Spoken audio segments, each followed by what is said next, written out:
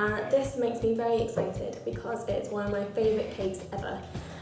If you have me on Facebook, Twitter or Instagram, you may have seen me post pictures of ones I've made before, but I've never actually done a video on it, so I thought I would today so that I can eat the results later. Now, red velvet cake is amazing for several reasons. One, it's such a striking looking cake, especially if you use quite a lot of food colouring. It just looks amazing, the cake in contrast with the pale icing. It's also a good cake if you don't have a particularly sweet tooth, I think. Especially this recipe, there's creme fraiche in it, which kind of takes the sweet edge off of the cake, and I think cream cheese frosting is just not as sickly as kind of like vanilla icing. It's also just the best, rich, moist cake ever. It's almost like a dessert rather than a cake, it's that incredible. Yeah, so I hope you enjoy this video and learning how to make my version of a red velvet cake. Right, so first things first, you need to preheat your oven to 180 degrees Celsius and grease a medium cake tin, like an 8 or 9 inch cake tin, and then get started on making your mixture. So in this big mixing bowl, I have 450 grams of caster sugar, and to that I'm going to add 180 millilitres of semi-skim milk, and 3 eggs and 2 egg yolks. And now the extra egg yolks, they just help make the cake more rich. And 180 grams of salted butter. And lastly, 180 grams of creme fraiche.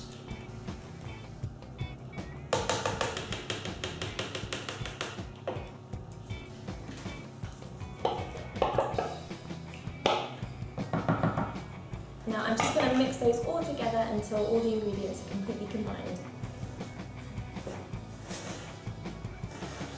Once you've mixed all those ingredients, you should have a really horrible looking runny mixture in this bowl. So it's time to add the dry ingredients of the mixture. In this bowl I've combined 450 grams of self-raising flour and 50 grams of cocoa powder. And I'm just going to gradually add this dry ingredients into the wet ingredients a little bit at a time and fold it in gently.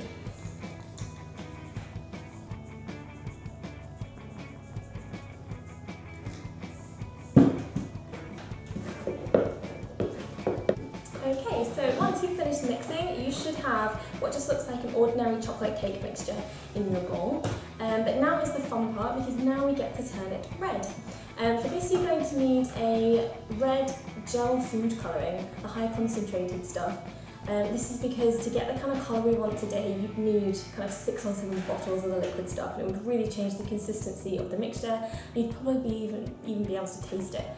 So definitely invest in some gel food colouring if you want to make red velvet cake.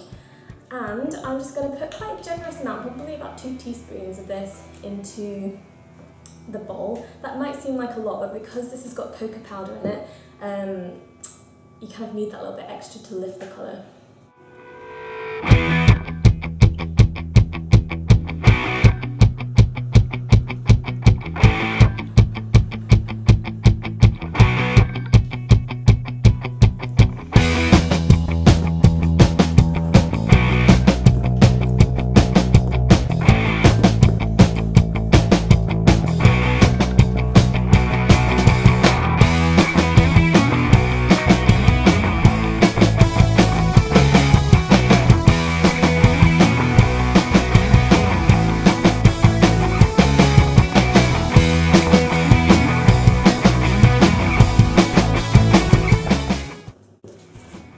So once you have a nice rich velvety red colour like that, it's time to put your mixture into the cake tin.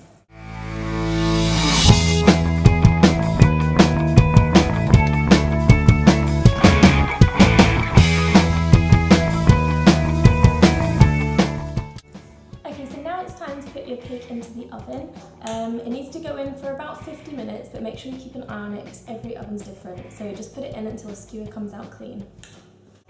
Now once your cake is in the oven, or if you're waiting for it to cool, you can get started on the icing. Now red velvet is traditionally paired with a cream cheese icing, but if you don't like cream cheese you can just use an ordinary vanilla buttercream, but I'm going to do the cream cheese version.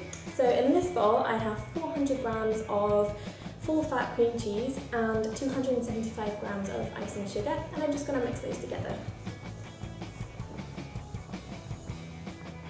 I'm now going to add 125 grams of butter and whisk with an electric whisk.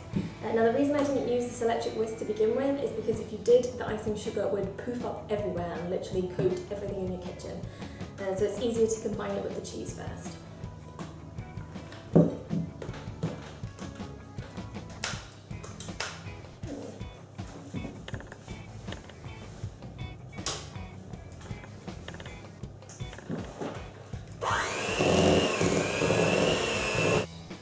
And you know you're finished with the whisking when you get a really lovely creamy and pale frosting that looks like that. Once your cake has completely cooled down and you've made your icing, it's time to assemble the cake.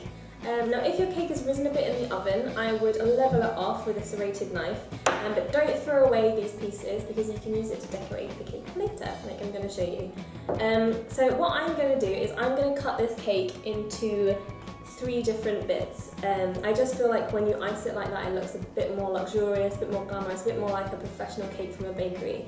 But if you're not experienced or comfortable with cutting cakes like this, I just cut it in half because it can be quite difficult to make sure it's even and not to kind of put a hole straight through it. So yeah, it's really up to you, but I'm going to cut it into 3 pieces. Okay, so once you've done that, it's now time to sandwich together the different layers with a thin layer of cream cheese icing.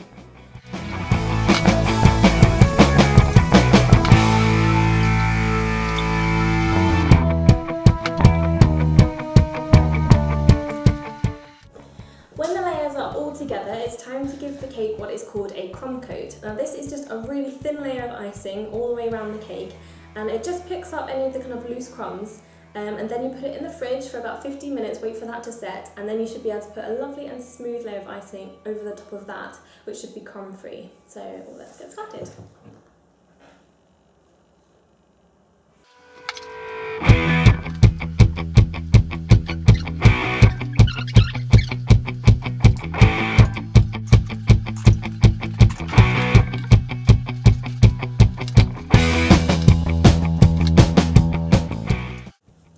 So once you've got your cake as neat as you'd like, it's time to add the finishing touches.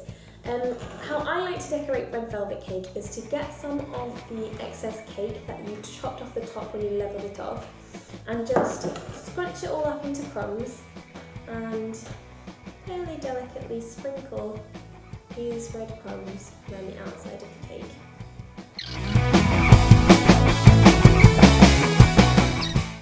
Okay, so there you have your finished red velvet cake. I hope you guys enjoyed this video. If you do, make sure to click the subscribe button and give it a thumbs up, and I'll see you next week.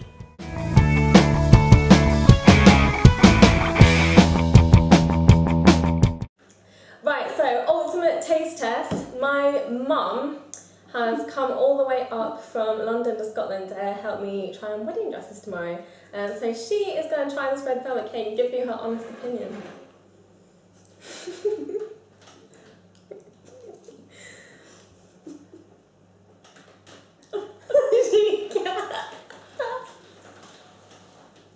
Is it nice? Is it not nice? No, it is nice. It's delicious. It's delicious. Any adjectives? Is it moist? Is it dry? No, it's not Dry. It's marvellous. Is it marvellous? Marvellous. Marvellous.